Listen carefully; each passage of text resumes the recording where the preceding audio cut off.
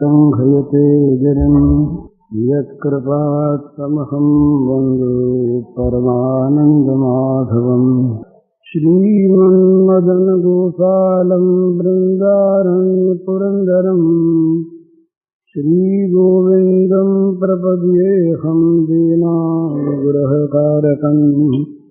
वन्दे मुकुन्दमरविन्ददलायताक्षम् कुन्देन्दुशङ्खदशनं शिशुरूपवेशम्।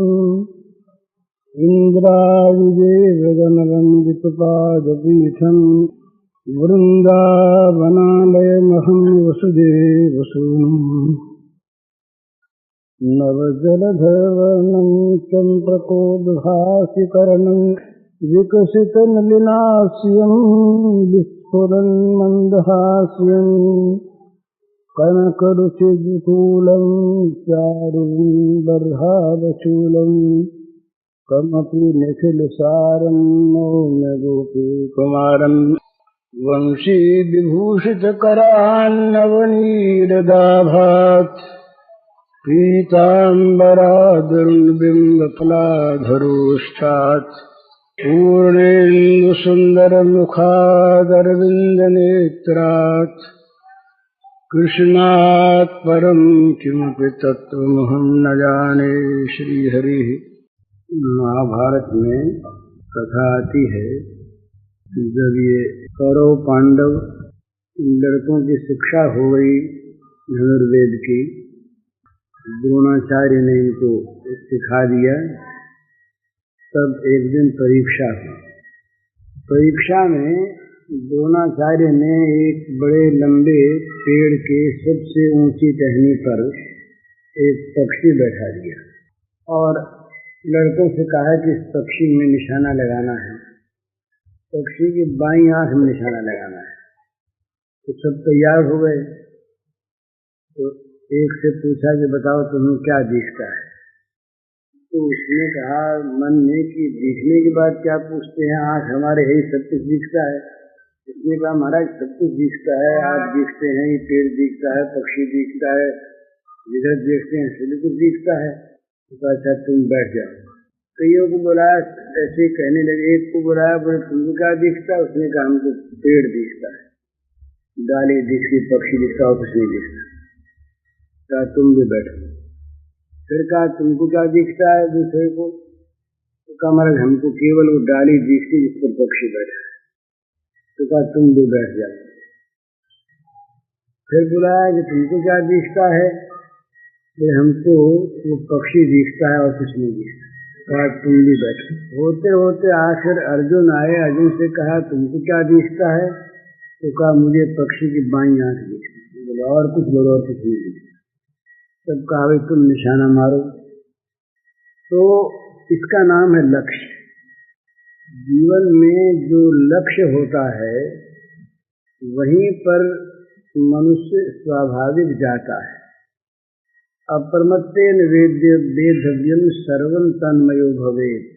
ये श्रुति में आता है कि वाण की तरह से ठीक लक्ष्य पर ध्यान रखकर तन्मय होकर वेद करो, मैं ठीक भगवान पर वृत्ति बनी रहे। तो ये लक्ष्य है। लक्ष्य पहले जीवन में स्थिर करना पड़ता है, मार्ग पीछे हुआ करता है। दो तरह की चीज है, एक तो बिना कहीं जाने का निश्चय किए मार्ग पर चलना शुरू कर देना, और एक कहाँ जाना है निश्चय करके मार्ग पर चलना। कहाँ जाना है जिसका निश्चय नहीं है वो मार्ग पर इधर उधर भटकेगा, इधर चला उधर चला। कहाँ जाना है ये पता ही नहीं है, निश्चय नहीं है तो जाएगा कहाँ?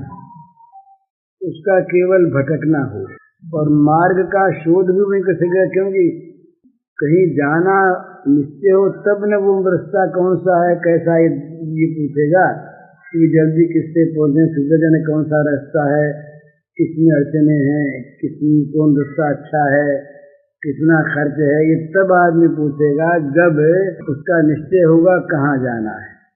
तो सबसे पहले जीवन में लक्ष्य बनाने की आवश्यकता। यो हमारे यहाँ लक्ष्य बना हुआ है, हमारी संस्कृति में लक्ष्य बना हुआ है। इसीलिए 4 पुरुषार्थों में अंतिम पुरुषार्थ मोक्ष है। अर्थ, धर्म, काम, मोक्ष। मोक्ष लक्ष्य है। मोक्ष के लिए, ब्रह्म की प्राप्ति के लिए, भगवान को पाने के लिए ये जीवन है। तो जब ये सबसे पहले गर्भाधान से लेकर बच्चा पैदा होकर गुरुकुल में जाता है, तब भी यही चीज सामने रहती है कि ये भगवत प्राप्ति के लिए ही सब किया जा रहा है। यदि छंतो ब्रह्मचर्यम चरन्ति तत्ते पदम संग्रहेण प्रवृत्ति, गीता में भी आया और कठोपनिषद में भी आता है कि गुरुकुल में प्रवेश क्यों करता है आदमी। गुरुकुल में प्रवेश क्यों करता है? बस उस भगवान को पाने के लिए। यदि छंतो ब्रह्मचर्यम चरन्ति, उसकी इच्छा करके ब्रह्मचर्य का आचरण करता है। तो जैसे मोक्ष लक्ष्य है और अर्थ, काम, धर्म युक्त हो, वो जीवन निर्वाह के लिए है। इसी प्रकार वास्तविक विद्या विमुक्ति के लिए है और सारी विद्याएं जीवन निर्वाह के लिए। और विद्याओं का बहिष्कार नहीं है, जैसे अर्थ काम का बहिष्कार नहीं है पुरुषार्थ में, परंतु सा विद्या या विमुक्त है। विद्या कौन सी है कि जो विमुक्ति दे दे। जो विमुक्तिदायिनी नहीं है और जो बंधनकारिणी है, उसका नाम हमारे यहाँ अविद्या है, अज्ञान है। क्या उसका नाम विद्या कहते हो? ईशोपनिषद में आया कि विद्या का अभिमानी जो अधिक बनता है, तो विद्या वाला कम बनता है, विद्या वाला अधिक बनता है। तो विद्या वाले का अर्थ ये कि जो विद्या का अभिमान करता है, मैं विद्वान और सब मूर्ख, यो विद्वत्ता का अभिमान करने वाला आदमी अधिक फंसता है। तो विद्या वो जो फंसावट को दूर कर दे, जो बंधन को काट दे, क्या सा विद्या या विमुक्त, अध्यात्म विद्या विद्याना। तो प्रारंभ में ही जब विद्या आरंभ करता है बालक, तब भी उसको यही बात उसके ध्यान में रखाई जाती है, इस विद्या के द्वारा तुम्हें यहाँ पर ठीक ठिकाने से रहते हुए अंत में भगवान को पाना। इसी का नाम धर्म है। वैशेषिक दर्शन में धर्म की व्याख्या की, ये तो हृदय निश्रेष सिद्धि सधर्म, जिससे यहाँ अभ्युदय हो, जगत में किसी दूसरे का आश्रय न करके, दूसरे को दुखी न बनाकर पवित्र जीवन, संतोष का जीवन बिताने को मिले और निश्रेयस परम कल्याण भगवान की प्राप्ति हो, जिसके द्वारा उसका नाम धर्म है। तो लक्ष्य जीवन का होना चाहिए भगवत प्राप्ति। इस लक्ष्य को लेकर फिर सारे काम करे। तो जैसे आदमी काशी जाता है यहाँ से, तो वो इस बात का पहले से पता लगा देता है कि काशी का कौन सा रास्ता है, गाड़ी जाती है तो कै बजे जाती है, कौन सी जाती है, इसी में नहीं बैठता, वो इसी गाड़ी में बैठता है। तो इसी प्रकार से जब भगवान हमारे लक्ष्य होंगे, तो भगवान की ओर जाने वाले मार्ग से ही हम जाएंगे, दूसरे मार्ग से नहीं जाएंगे। यदि हमें तो भगवान की ओर जाना है, तो लक्ष्य हमारा जब भगवान हो जाएगा जीवन का, तब हमारे प्रत्येक कार्य में भगवान की अनुकूलता का साधन और प्रतिकूलता का वर्जन अपने आप हो जाए। जैसे धन की चाह करने वाला आदमी जानबूझकर ऐसा कोई काम नहीं करना चाहता कि जिसमें एक पैसे का भी नुकसान। स्वाभाविक उपदेश करने की आवश्यकता नहीं है, क्योंकि ये बिल्कुल स्वाभाविक चीज है। जिस चीज को पाना चाहता है उसको खोना कैसे चाहेगा, उसको पाना ही चाहेगा। तो जैसे धन कमाने की इच्छा वाला आदमी निरंतर धन कमाने के कार्य में ही लगा रहना चाहता है अपनी विद्या बुद्धि व्यवस्था के अनुसार, विपरीत में नहीं लगना चाहता। कोई नौकरी नहीं लगी तो 100 आदमी से पूछता है भाई कहाँ काम है, कौन सा काम है, क्या करें। व्यापार नहीं चलता तो सलाह करता है, व्यापारियों से पूछता है आजकल क्या चलता है, किसमें लाभ है, क्या करें, कैसे करें, कहाँ करें। स्थान ढूंढता है, वस्तु ढूंढता है, भाई आजकल कौन सी चीज की चलती है, समय ढूंढता है, देश काल पात्र का निर्वाचन करता है वो स्वयं। इसी प्रकार से जब भगवान हमारे जीवन के लक्ष्य बन जाएंगे तो स्वाभाविक उपदेश की आवश्यकता नहीं होगी। स्वाभाविक फिर हम भगवान के उस लक्ष्य तक कैसे जल्दी सुगमता पूर्वक पहुंच सकें, इसी की चिंता रहेगी, इसी का प्रयत्न रहेगा और यही करते रहेंगे। कहीं विपरीत हुआ और पता लग गया तो दुख होगा। जैसे किसी आदमी का जरूरी काम कोई भूल जाए या उल्टा हो जाए तो उससे बड़ा पश्चाताप होता है ना। इसी प्रकार पश्चाताप होगा काम न होने पर, उल्टा हो जाने पर। ये हम लोग कहते हैं ना कि हम तो भगवान का भजन करना चाहते हैं पर होता नहीं। ठीक है, होता नहीं, पर न होने पर दुख होता है क्या? न होने पर बहुत बड़ी परेशानी, बेचैनी मन में होती है क्या? अगर नहीं होती है तो भजन की हमारे चाह नहीं है ना।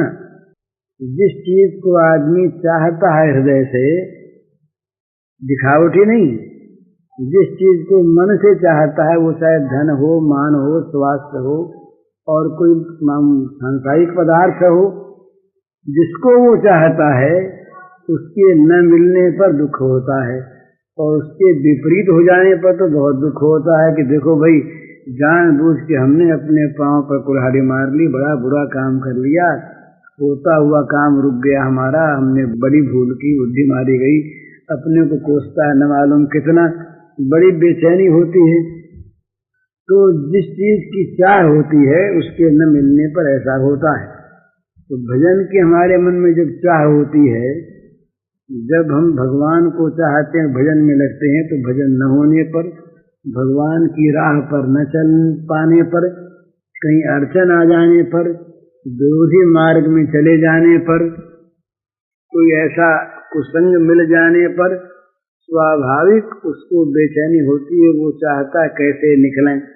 तो कुम्मन दास जी महाराज थे, उनको बादशाह ने बुला लिया, चले गए वहां पर, चले गए, जा हुआ है पर बड़ा पश्चाताप हुआ।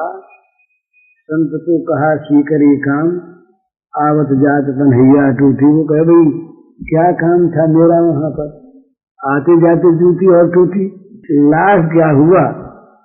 तो लेकिन किसी को और को बादशाह बुला ले तो कितना सुख होता। बादशाह ने उनको बुलाया है, बड़ा सम्मान हमारा। तो अपने दृष्टिकोण के अनुसार अनुकूलता प्रतिकूलता की कल्पना होती है।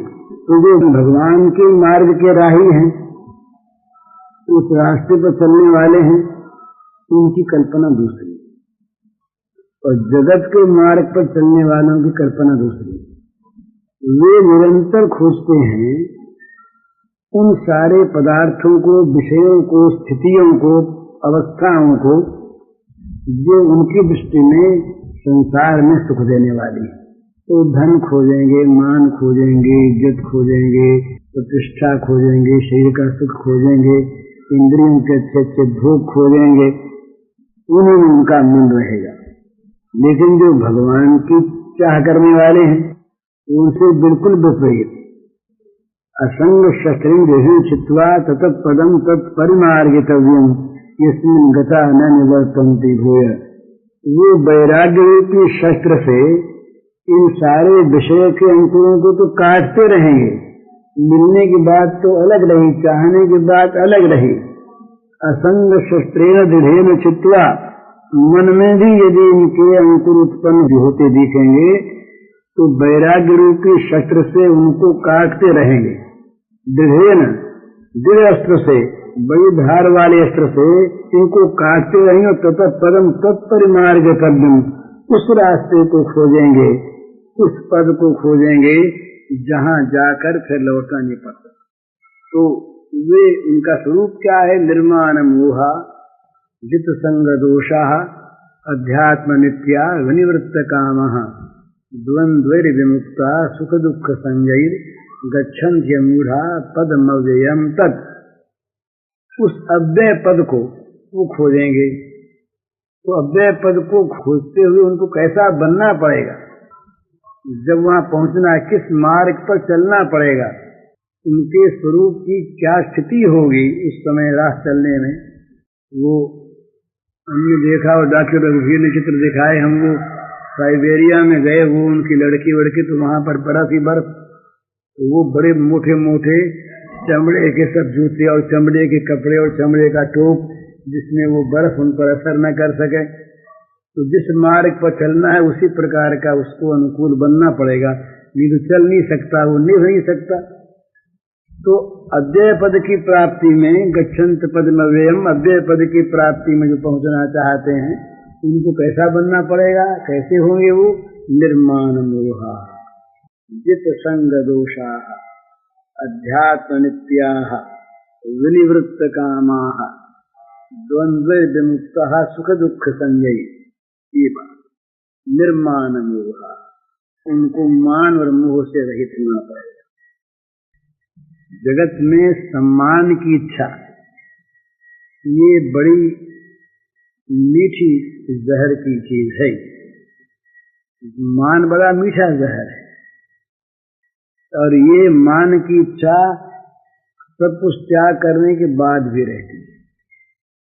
सब कुछ त्याग दिया तब भी लोग समझें देखो कितने बड़े महात्मा है और सम्मान करें, मन ही से करें, ये एक प्रकार की इच्छा बनी रहती है। तो निर्माण मोहा जित संग दोषा अध्यात्म नित्या विनिवृत्त कामा और द्वंद्व विमुक्ता सुख दुख संजय। 5 बात बताई।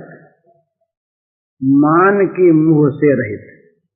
ये मान का मोह जो है ना, ये प्रत्यक्ष अज्ञान की घोषणा है।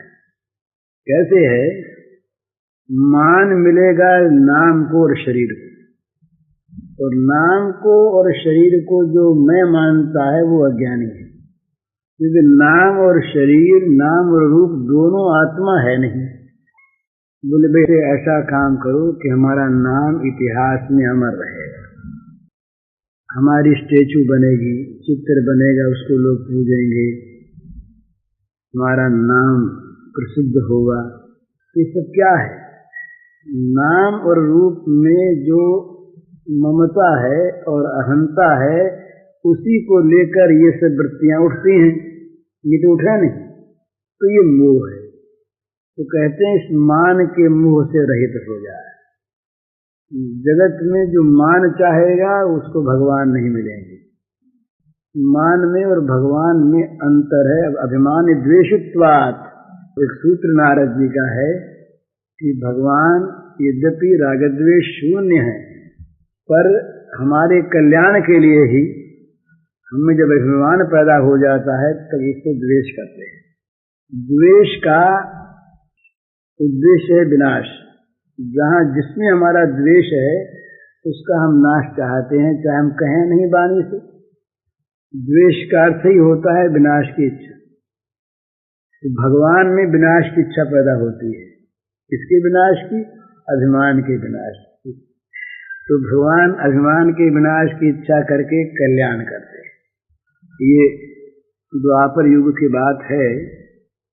द्वारिका में भगवान विराजमान श्री कृष्णावतार में, और जितनी ये पट्ट महेशियां थी उनमें सत्यभामा जी स्वरूप सौंदर्य में सबसे ऊंचा स्थान था।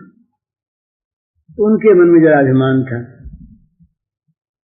सुदर्शन चक्र निरंतर भगवान के पास रहते और कभी भी सुदर्शन किसी दिन भी असफल नहीं हो, उनको कोई जीत सका हो ऐसा नहीं। तो उनमें भी ये भगवान की शक्ति थी, इसी से सारा काम होता था। तो जरा सा अभिमान का अंकुर आ गया कि हमारे समान बलवान कौन है।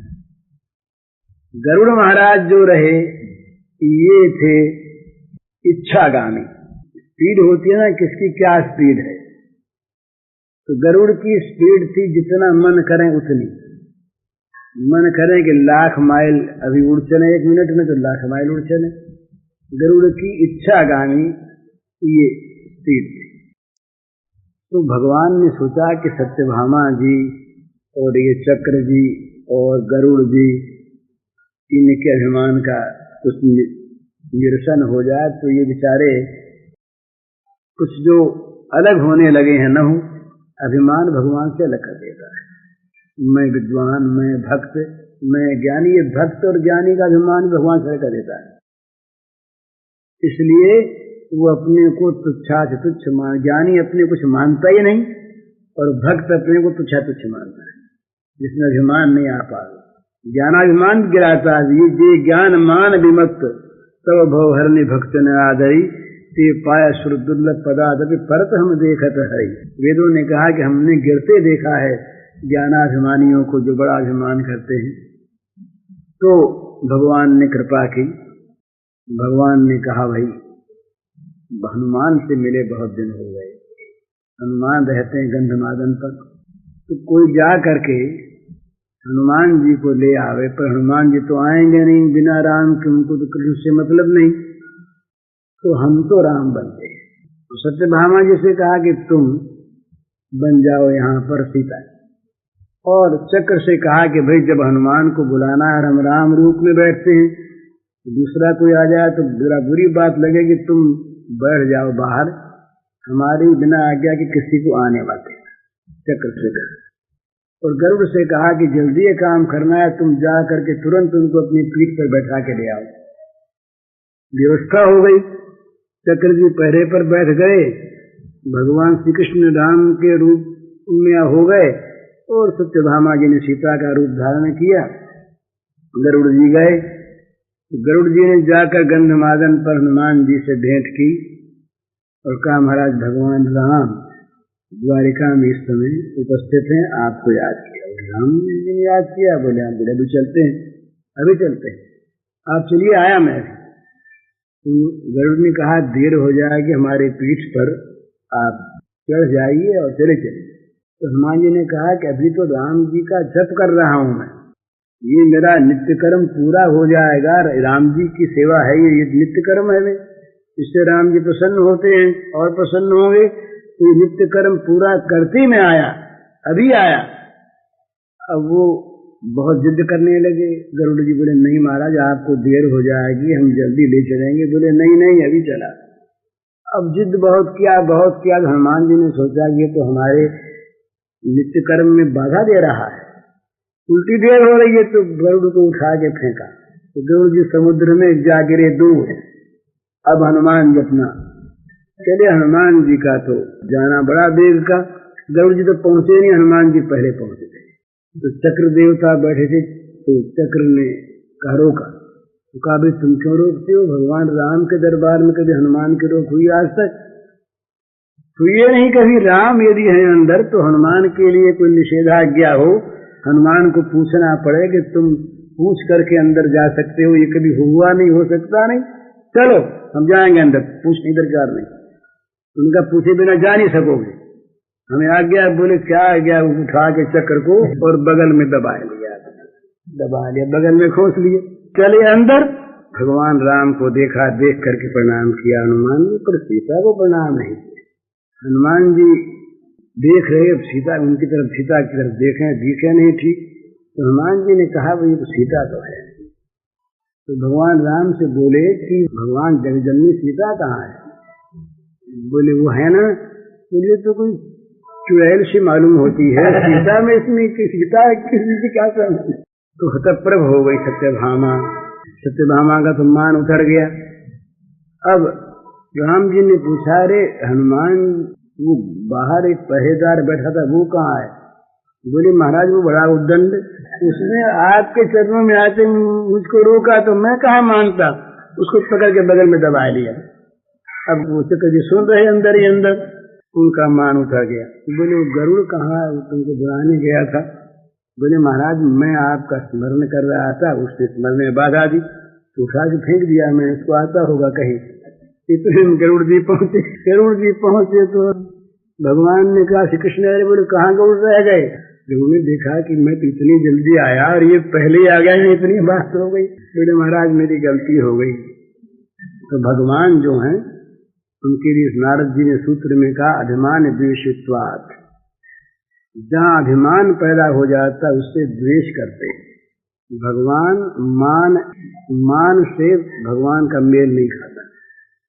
भगवान के सामने या तो कुछ भी न होकर जाओ और तू संसार है नहीं, हम कुछ भी है ही नहीं, शरीर नाम रूप से रहित होके जाओ ज्ञान मार्ग, और या भगवान के सामने तुच्छाति तुच्छ अत्यंत मान रहित होकर के जाओ। तृणादपि सुनीचेन तरोरिव सहिष्णुना अमानिना मान देन कीर्तनीय सदा हरि। तो निर्माण मोहा, भगवान के अव्यय पद पर पहुंचने वाले के लिए पहली शर्त भगवान ने रखी, निर्माण मोहा, मान के मोह से वो रहित हो जाए। मान के चक्कर में मैं भक्त, मैं ज्ञानी, मैं बड़ा आदमी, मैं अच्छे आचरण वाला, मैं ऊंची जात ऊंचे वर्ण वाला, धनी, न मालूम कितने प्रकार के अभिमान मनुष्य में पैदा होते हैं। तो मान की चाह से और मान से सर्वथा रहित, अपने को सबके पैरों की जूती मानने वाला। उन्होंने लिखा बड़ा सुंदर हरिपद महाराज जी ने कि भाई हम तो इस रूप में अपना परिचय दे सकें कि वैष्णवों की जूतियों का हम निर्भर करते हैं। उन्होंने बड़ा सुंदर लिखा। इस प्रकार निर्माण मोहा, मानी आदमी बड़ा दुखी होता है, जरा सा कहीं अपमान की कल्पना आ जाए तो मरने लगता है। संभावित से चा कीर्ति मरणादतिरिच्यते, भगवान ने भी ये बताया कि भाई जो संभावित है, जो मानस्वी है, अपने को मान वाला मानता है, उसकी कहीं अकीर्ति होने लगे तो उसको मरण से ज्यादा दुख होता है। कहता मर जाते तो अच्छा, ये अपमान न देखते। तो मान जो है निरंतर दुखी करता, कहीं मान भंग न हो जाए। निरंतर मान की चिंता मानी आदमी को रहती है, तो भगवान की चिंता कब करे? वो भगवान के जो भक्त होते हैं बड़े निर्माणी होते हैं। वृंदावन में ये सनातन रूप जीव गोस्वामी रहते थे। ये महाराज पहले बड़े भारी उद्भट ये रागी आदमी थे। गौर के बादशाह के दीवान का तो नाम था, पर यही वास्तव में बादशाह था। बड़ा धन बड़ा मान इनके पास था। इन्होंने जब मान को छोड़ा और भगवान को पकड़ा तो ये इस तरह से हुए वृंदावन में आकर के रहे। और इनका त्याग एक कौपीन, एक और एक मिट्टी का करवा, बस ये इनकी सामग्री। इन्होंने निश्चय किया कि छत के नीचे नहीं रहेंगे, जीवन भर पेड़ के नीचे रहे। और पेड़ भी एक नहीं, आज एक दूसरा बदल लिया, पेड़ में भी कहीं आसक्ति न हो जाए, इस प्रकार से। और बड़े इतने बड़े दार्शनिक हुए हैं। वैष्णव सिद्धांत पर इनके जो दर्शन ग्रंथ संस्कृत में हैं वो अमूल्य निधि हैं साहित्य की और भक्ति संप्रदाय की। तो ये रूप सनातन, ये अपने को निर्माण, अपने को तुच्छ मानते। तो एक दिग्विजयी पंडित आए। अब ये बड़े भारी विद्वान तो पहुंचे सनातन के पास, रूप के पास। बोले आप शास्त्रार्थ करो। बोले महाराज हम शास्त्रार्थ करें, हम तो कुछ जानते ही नहीं है। बोले तो हार गए? बोले हमारे हार गए। बोले करो सही, हार गए। उन्होंने सही कर दी, हार गए। अब वो लौटे वहां से, रास्ते में उन्हें मिले जीव गोस्वामी। जीव बड़े भारी उद्भट विद्वान और अभी नौजवान, जरा थोड़ा सा अभी बाकी था इनमें अंश। कहा तुम जीव गोस्वामी हो? बोले हाँ। शास्त्रार्थ करो उसे। बोले शास्त्रार्थ क्या करना है, बच्चे हैं। बोले नहीं नहीं, तुम्हारे ताऊ को चाचा को हरा करके आए हैं, ये देखो सही सही दिखा दी। अब इनके मन में कुछ मान का अंकुर था, कहा अच्छा करो शास्त्र। अब इनका अगाध पांडित्य था, शास्त्रार्थ में दिग्विजय जी हार गए। तो बड़ा दुख हुआ उनको। तो दिग्विजयी हारे हुए सनातन के पास गए। कि देखो तुम्हारे भतीजे ने हमारा बड़ा अपमान किया। मैं हमारा क्या अपमान किया? बोले देखो ना, हमको हरा दिया उसने। तो उनके मन में आया कि भाई अभी जीव को ठीक करना है, जीव में तो अभी मान है, ये तो दूसरों को हराता फिरता है, हारता नहीं। तो बोले अच्छा महाराज आप क्षमा करो, वो दंड है, हम उससे आज से बोलेंगे नहीं और हमारे यहाँ उसको आने नहीं देंगे। और क्या करें बताइए? उन्होंने कहला दिया जीव गोस्वामी से कि हमारे पास आया, तुम तो भी मानना चाहते हो, बड़ा बनना न चाहते हो, तो हमारे पास ना आया करो। बड़ा दुख हुआ जीव गोस्वामी को, बड़ा मन में संकट मालूम हुआ। उन्होंने अन्न छोड़ दिया। बहुत दिनों बाद जब इन्होंने सोचा, देखा कि अब विशुद्ध हो गया उसका मान सारा निकल गया, एक महात्मा ने आके इनसे कहा महाराज अब जीव से मिल लो, नहीं तो ठीक नहीं है। तो जीव को फिर बुलाया। इस प्रकार से निर्मान मोह, मान चाहने वाला निरंतर दुखी रहता है, लड़ता फिरता है, उसको मान भंग का बड़ा भारी मन में सोच रहता है। तो भगवान ने पहली शर्त रखी निर्मान मोह, मान के मोह से रहित तो अपने को तुच्छादि तुच्छ माने। और ये उल्टी बात है ना, विषयी जिसको चाहते हैं मुमुक्षु उससे उल्टा चाहते हैं। तो इसलिए विषयी की आंख उस मुमुक्षु की आंख से तो मिलती नहीं, इसलिए विषयी पुरुष देखता है कि ये मूर्ख है। विषयी पुरुष जो है वो अपनी आंख से देखता है ना, मुमुक्षु की, विषयी की और मुक्त की, तीनों की आंखों में बड़ा अंतर है। मुक्त पुरुष की आंख तो भगवान की आंख है, वो तो सुख दुख हानि लाभ जय पराजय में सम है। और मुमुक्षु की आंख विषयी की आंख से विपरीत दर्शनी है। वो सुख चाहता है, ये सुख से डरता है। वो मान चाहता है, ये अपमान चाहता है। वो लाभ चाहता है, ये हानि चाहता है। वो देखता है कहीं पर किसी प्रकार से जगत के बंधन में फंस न जाए। मोक्षों ने कहा है कि भाई, और सच्ची बात है कि जिसका जगत में मान अधिक हो, जिसको घर वाले अधिक प्रेम करते हों, जिसके मित्र अधिक हों संसारिक, वो अभागा है। भाई क्यों अभागा है? वो तो बड़ा भाग्यवान, बड़ा पॉपुलर है, सबका मित्र है, सब उसको मानते हैं। अभागा क्यों? इसलिए अभागा है कि मानव जीवन में जो परम अमूल्य रत्न उसे प्राप्त करना था, उस रत्न की प्राप्ति को वो इस प्रेम में, स्नेह में भूल गए। तो भगवान ने 13वें अध्याय में जब ज्ञान का लक्षण रूप ज्ञान बताया, साधन रूप, असतिरनभिस्वंग पुत्रदार गृहादिषु, पुत्रदार गृहादिषु, इनमें आसक्ति करे, इनमें स्नेह से शून्य हो जाए। स्नेह का अर्थ क्या? जो स्निग्धता है चित्त की, जो इनमें रमने की एक परिस्थिति है, वो अगर रही तो भगवान में स्नेह नहीं रहेगा। तो भगवान में स्नेह को छुड़ाने वाला कोई भी प्रिय से प्रियतर पदार्थ भी साधक की दृष्टि में हानिकर है। जरो सुसंपत्ति सदन सुख सुहृद मातु पितु भाई, सन्मुख हो तजे राम पद करतन सहज सहाय। वो कहता है कि जो राम के चरणों के सन्मुख होने में बाधा दे, उनकी तो बात ही नहीं, उनकी तो चर्चा ही नहीं है। जो सहज सहायता नहीं करते, उनसे प्रिय पदार्थों में भी आग लग जाए, हमारे किस काम के? हमारे किस काम? ही फाटहु फूटहु नयन जरऊ सुतन के ही काम, द्रवई स्रवई पुलकई नहीं तुलसी सुमिरत राम। वो आंखें फूट जाएं, वो हृदय फट जाए, उस शरीर में आग लग जाए। जो आंखें भगवान के स्मरण से प्रेमाश्रु नहीं बहाती, जो हृदय भगवान के स्मरण से द्रवित नहीं होता, जो शरीर भगवान के स्मरण से पुलकित नहीं होता, तो ये मुमुक्षु की, साधक की जो दृष्टि है, ये बिल्कुल विपरीत होती है विषय से।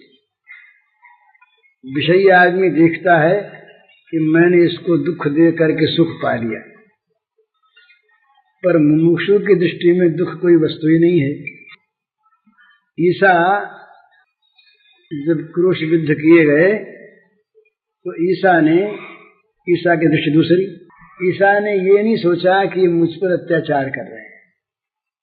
ईसा की दृष्टि में आया कि ये बेचारे अपना बड़ा अकल्याण कर रहे हैं, अपना बड़ा बुरा कर रहे हैं, बड़ी भूल में, और इसका बड़ा बुरा दंड पाएंगे। तो भगवान से प्रार्थना करने लगे, हे भगवान इनकी बुद्धि शुद्ध हो जाए, ये दंड न पावे।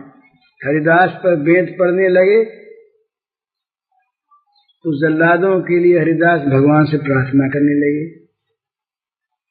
प्रहलाद को चंडामर्क ने मारने के लिए कृत्या उत्पन्न की, कृत्या प्रहलाद को न मार सकी और उन्हीं को मार दिया, तो उनके लिए भगवान से प्रार्थना करने लगे। परम निष्काम प्रहलाद हिरण्यकशिपु की सदगति के लिए भगवान से प्रार्थना करने लगे। उमा संत की यही बड़ाई, मंद करत सो करत भलाई। वो समझते कि हमसे दब गया, वो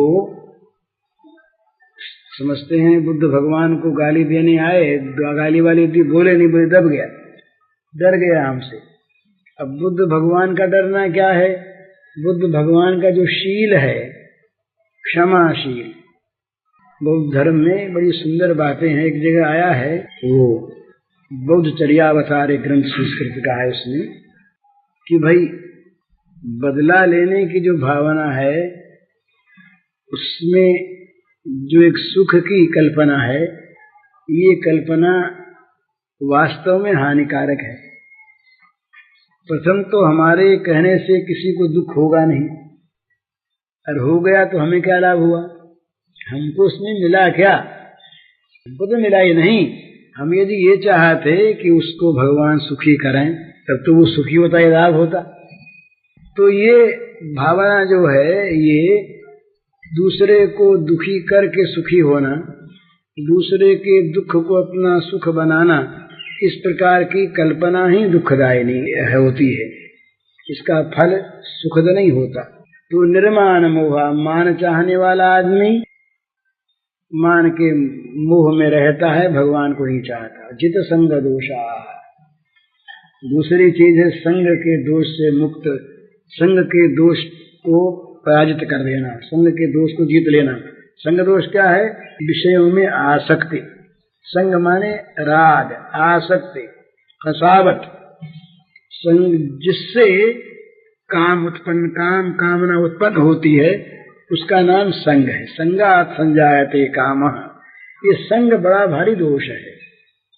आसक्ति, मान में आसक्ति, धन में आसक्ति, नाम में आसक्ति, किसी भी वस्तु में जो आसक्ति है, एक भगवान की आसक्ति के अतिरिक्त सारी आसक्तियां दोष युक्त हैं। संग दोष, जित संग दोषा, एक भगवान में आसक्ति करने के अतिरिक्त जितनी और आसक्तियां हैं, ये सारी आसक्तियां दोष युक्त हैं। तो दोष युक्त आसक्तियों में फंसा हुआ पुरुष भगवान में आसक्ति नहीं कर सकता। जगत की प्रीति वाला मनुष्य भगवान में प्रीति नहीं कर सकता। इसलिए वो जगत की प्रीति बंधन को तोड़ता छोड़ता है। लोग समझते हैं कायर है या मूर्ख है या पागल है। इस प्रकार संज्ञा शंकराचार्य ने लिखा है कि जगत के सयाने लोग जिस त्यागी को पागल समझे, उसका सौभाग्य है। जगत के सयाने लोग जिस त्यागी को, वास्तव में त्यागी और पागल नहीं है, जगत के सयाने लोग जिस त्यागी को पागल समझे, उसका बड़ा सौभाग्य है। और जगत के सयाने लोग जिस भोगी को बुद्धिमान समझे, वो बड़ा अभागा है। जगत के बुद्धिमान जिस भोगी को बोले, भाई देखो ना कितना ऊंचा चढ़ गया है, कितना इसने अपना नाम कर लिया, कितना बड़ा हो गया है, कितना भाग्यवान है ये हैं। तो जगत के बुद्धिमान लोग जिस भोगी को बड़ा समझें, ऊंचा समझें, समझदार समझें, भाग्यवान समझें, वो बड़ा अभागा है। तो सौभाग्यवान कौन है? जिसका भगवत चरणों में प्रेम है। अभागा कौन है? जिसका भोगों में प्रेम है। तो भोगों की जो आसक्ति है ये बड़ा भारी दोष, इससे हटे। जित संग दोषा अध्यात्म नित्या, संक्षेप में भी कह दें 5 बातें हैं। मान मोह से अलग हो, संग दोष से निवृत्त हो, भगवान के साथ मन को जुड़ा रखे, कामनाओं से भली भांति निवृत्त हो जाए और सुख दुख संगत द्वंद्व से रहित हो जाए। निर्माण मोहा जित संग दोषा अध्यात्म नित्या विनिवृत्त कामः द्वंद्वैर विमुक्ता सुख दुख संगई गच्छन्ति मूढ़ा। ये अमूढ़ है। जो ऐसे नहीं है वो मूढ़ है। जो ऐसे नहीं है, जो मान के मोह में फंसे हैं, जिनमें आसक्ति का दोष वर्तमान है, जो जगत से जुड़े हुए हैं, जो कामनाओं के द्वारा संत्रस्त हैं, ग्रस्त हैं, और जो द्वंद्वात्मक सुख दुख लाभ हानि मानापमान में जो सुखी दुखी होते हैं, वे मूढ़ हैं। तो निर्माण मोहा जित संग दोषा अध्यात्म नित्या विनिवृत्त कामः द्वंद्वैर विमुक्ता सुख दुख संगई। जो ऐसे हैं वे अमूढ़ गच्छन्ति पद्म व्ययम, वो जो अव्यय पद है, वो अव्यय पद में वो पहुँचते। नितद्भासयते सूर्यो न शशांको न पावक यद्गत्वा न निवर्तन्ते तद्धाम परमं मम। भगवान ने कहा कि वही मेरा धाम है, जहाँ पर इस चंद्रमा की रोशनी नहीं, इस सूर्य का प्रकाश नहीं, और ये अग्नि नहीं। ऐसा जो मेरा परम धाम है, जिसमें जाके फिर लौटते नहीं, वो प्राप्त करने की वस्तु है मानव जीवन के द्वारा। तो जीवन का लक्ष्य बनावे ये भगवान। भाई इसको प्राप्त करने के लिए हमारा जीवन है। जितनी और चीजें हैं वे तो सारी की सारी केवल जीवन निर्वाह भर के लिए है। जीवन का लक्ष्य नहीं है, वो उद्देश्य नहीं है। वो उद्देश्य तो है भगवत प्राप्ति, और ये जीवन निर्वाह की बीच की चीजें। जैसे लक्ष्य तो मोक्ष है, और अर्थ धर्म काम जो है ये जीवन निर्वाह की चीजें हैं। इसी प्रकार संसार के सारे काम जीवन निर्वाह के लिए, और जीवन का लक्ष्य भगवान। तो सबसे पहले मनुष्य को, बुद्धिमान मनुष्य को ये चाहिए कि अपने जीवन का लक्ष्य स्थिर कर ले, और उस लक्ष्य को देखते हुए ही जीवन यात्रा करता रहे। लक्ष्य च्युत हुआ कि रास्ता भूला। भाई कहाँ जाना ये अगर याद न रहे, कोई अगर राह चलता चलता पागल हो जाए, भूल जाए, विस्मृति आ जाए कहाँ जाना है, तो कहाँ जाना है। रास्ता अब चौराहा आ गया, न किसी पूछ सकता है कहाँ जाना, क्योंकि जानता नहीं। और अपने मन से कहाँ जाए, इस रास्ते जाए कि उस रास्ते जाए, तो वो भटक पड़ता है। तो लक्ष्य को स्थिर कर ले, और लक्ष्य को स्मरण में रखते हुए, लक्ष्य को सामने रखते हुए अपने जीवन का संचालन करे, तो वो भगवत अभिमुखी जिसका जीवन होता है, वो स्वाभाविक एक विचित्र विलक्षण शांति को प्राप्त करता रहता है, जो हम लोगों को नहीं मिलती। हम लोगों को जो शांति कभी मिलती है, वो शांति शाश्वती नहीं। हमारे मन चाहे कोई वस्तु प्राप्त होगी, जरा शांत हो गया चित्त, तो ये शांति तभी तक है जब तक दूसरी कामना नहीं आती। दूसरी कामना आई कि ये शांति भंग हुई, तो ये शाश्वती शांति नहीं है। शाश्वती शांति वो है कि जो विलक्षण आनंद को प्रदान करे, और जहाँ पर दुख का लवलेश न हो। जो दुख मिश्रित सुख है, दुखाशंकित सुख है, दुख संभावित सुख है, वो सुख नहीं है। तो वो तो दुख से घिरा हुआ सुख है। तो इसलिए जो परम शांति भगवान की कृपा से, भगवान को सौहार्द मानने से, कामनाओं के नाश से मिलती है, वही परम और चरम शांति। वो शांति प्राप्त करना जीवन का लक्ष्य है। और उस लक्ष्य को लेकर हम चलें, तो इधर उधर के कहीं प्रलोभन आवेंगे, कहीं भय आवेंगे। दो चीज हमेशा सामने आती है डिगाने के लिए, कहीं मान का, धन का, इज्जत का, भोगों का बड़ा प्रलोभन आता है, और कहीं उनके विनाश का भय आता है। भय और प्रलोभन ये दो साधक को डिगाते हैं। भयभीत न हो और प्रलोभन में न फंसे।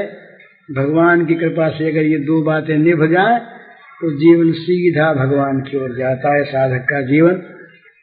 लेकिन जहाँ विषयों में आसक्ति होती है विशेष, वहाँ भय प्रलोभन दोनों में आदमी फंस जाता है। बड़ा डर जाता है भय से और बड़ा लुभ जाता है प्रलोभनों से। बस वो फिर वस्तुओं में अटक जाता है, स्थितियों में अटक जाता है, राह में वो एक तरह से घायल सा होकर गिर जाता, आगे नहीं बढ़ पाता। तो प्रलोभन और भय से कौन बचा रहेगा? जो लक्ष्य पर ठीक रास्ता रखे, हमें तो जाना है, न भय से डरना है न प्रलोभन में पड़ना है। कोई डरावे डराता रहे और कोई सेवा करना चाहे तो करने के बाद कहता रहे, न उस ओर देखना है न उस ओर देखना है अपने। तो और ये भय प्रलोभन तभी असर डालते हैं जब इनको दूर से देखकर जरा सा रास्ते झड़ जाता है। ये बड़ी सिद्धांत की बात है। साधक में भय प्रलोभन तभी असर करते हैं जब भय प्रलोभनों को दूर से देखकर जरा सा ये मार्ग च्युत हो जाता है। मार्ग पर रहते इनका दाव नहीं पड़ता, उससे हटाते हैं। मार्ग से जरा सा हट जाए तब ये अपना आक्रमण करें। मार्ग पर रहते रक्षक भगवान रहते हैं, तो मार्ग पर रहते इनको कोई डिगा नहीं सकता। तो सीधा लक्ष्य रहे और मार्ग पर रहे तो एक तरफ भय की बात सुन ले, एक तरफ प्रलोभन की बात सुन ले, और अपना चला जाए तो न फिर प्रलोभन और भय दोनों पीछे रह जाते हैं। ध्रुव के जीवन में, भागवत में, विष्णु पुराण में ऐसी बातें आती, प्रलोभन आता है, भय आता है, न वो प्रलोभन पर ध्यान देता है और न भय पर ध्यान देता है। सती पार्वती के रूप में जब तपस्या कर रही थी, उसके सामने सप्तऋषियों ने प्रलोभन भी रखा, बड़ा भय भी रखा। न वो भय से डिगी और न वो प्रलोभन में फंसी। उसने कहा, जन्म कोटि लगे अगर हमारी, बड़ों शंभु न तो रहूं कुमारी। बस करोड़ों जन्म तक के लिए मेरी एक ही लगन है, या तो शंभु को बरूंगी या कुमारी रहूंगी। सप्तर्षियों ने देखा कि ये पक्की है। वो तो पक्की थी, महिमा उनकी बढ़ाने आए थे वे सप्तर्षि। तो प्रलोभन और भय ये दो साधक को गिरा देते हैं। इन दो में न फंसे तो ये दोनों पीछे रह जाते हैं, वो आगे बढ़ जाता है। और फंस जाता है कहीं इनमें तो रुकना पड़ता है वहीं पर। तो भगवान की कृपा पर विश्वास करके अपने आप को भगवान के सामने ठीक ठीक यथार्थ रूप में रखते हुए लक्ष्य को ठीक रखकर मार्ग पर चलता रहे तो भगवान की सहायता प्राप्त होगी। और ये मार्ग बहुत कठिन नहीं है। सुसुखम कर्तुमव्ययम्, कठिन तो दूर से देखने वालों के लिए ही है। अंदर प्रवेश कर जाने पर बड़ा सहज और सुखद मार्ग है, क्योंकि ये जो कांटे और कंकड़ तो विषयों में ही हैं, भगवान में है नहीं। भगवान में तो दिखते हैं न प्रवेश करने तक। गुजराती का वो पद है, वो कहते हैं कि प्रेम पंथ पावकनी ज्वाला, भाड़ी पाछा बागे जोने, मां ही पड़ा ते महारस माने, देखनारा दाझे जोने। इसका अर्थ ये है कि जो प्रेम का पंथ है ये आग की लपट के समान है दूर से देखने में। तो देख कर लोग डर जाते हैं कि इसमें आएंगे तो जल जाएंगे, तो डर ही कर वो अलग रहते हैं। लेकिन जो इसके अंदर कूद पड़ते हैं उनको तो महान रस की प्राप्ति होती है। वो फिर अग्नि की लपट में वो दहते नहीं हैं, लेकिन जो दूर खड़े देखते हैं वो दहते हैं, उनको आग लग भी जाती है। माहे पड़ा ते महारस माने, देखनारा दाझे, जो केवल देखते हैं वो तो दाझ जाते हैं, उनको तो आग की लपट लग जाती है। तो इसलिए ये भगवान का जो मार्ग है ये सुसुख है। तो ये कठिन नहीं है। कठिनता इसमें पहले प्रवेश करते दिखती है। जितना दुख का मार्ग विषयों का है, इतना एक आदमी सच बोले उसको कहाँ बात बनानी पड़ती है, उसको बात बनाने की चिंता होती नहीं, जहां बोले वही सच, जहां बोले वही सच। तो झूठ बोल जाए तो फिर देखिए, एक झूठ कहीं खुलने लगी तो दूसरी बोलेगा, तीसरी बोलेगा, चौथी बोलेगा, तो संकट इसमें उसमें। इसी प्रकार भगवान के मार्ग में संकट नहीं है, कंटक नहीं है, दूर से दिखता है।